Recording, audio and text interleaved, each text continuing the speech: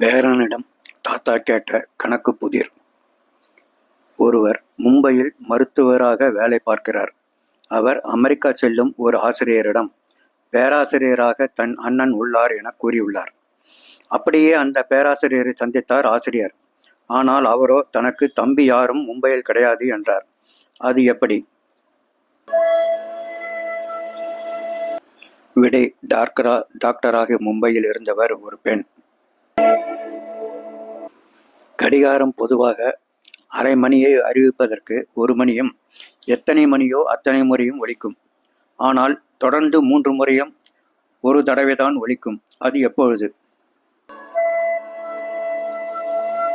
மணி 12:30, 1 மணி, 1:30 மணி. சிறுவன் ஒருவன் தலையில் மாம்பழக் கூடையுடன் சென்று கொண்டிருந்தான். அவ்வழியே வேகமாக வந்த கார் அவன் மீது மோதியது. கூடையில் இருந்த பழங்கள் அனைத்தும் ஒன்று விடாமல் நசுங்கி வீணாகிவிட்டன. காரில் வந்தவர் அவனை பார்த்து, கூடையில் எத்தனை பழங்கள் இருந்தன, நான் அதற்குரிய பணத்தை தந்து விடுகிறேன் என்றார்.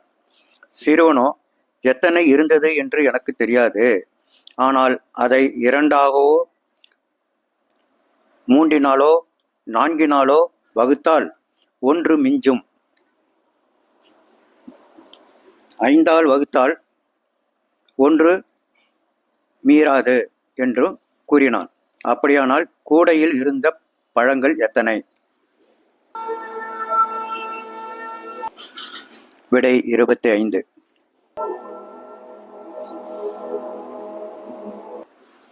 செல்வந்தர் ஒருவர் தன் பிறந்த நாளன்று ஏழை மக்களுக்கு வழங்குவதற்காக 100 லிட்டர் பாலுடன் வந்தார்.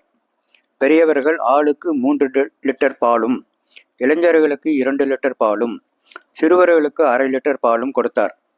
சரியாக 100 பேர் அவரிடம் பால் வாங்கினார்கள். 100 லிட்டர் பாலும் தீர்ந்துவிட்டது. அப்படியானால் எத்தனை பெரியவர்கள், இளைஞர்கள், சிறுவர்களுக்கு பால் கிடைத்திருக்கும்?